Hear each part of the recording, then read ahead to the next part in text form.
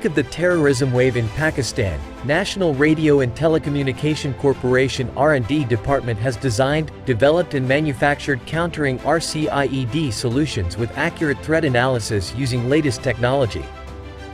The R&D engineering team is ensuring that NRTC consistently produces leading designs and is able to react quickly to changing threats. NRTC has designed SDR-based anti-drone system to mitigate and defeat all threats emerging from commercially operated drones. The system can detect, track and defeat a drone using state-of-the-art RF scanning, SDR high-precision tracking algorithms, to defeat the drone operating in the range of 400 MHz to 6 GHz. It's a strategic system designed for use by the military, police, other government and non-government agencies for protecting high-value critical national infrastructure and personnel.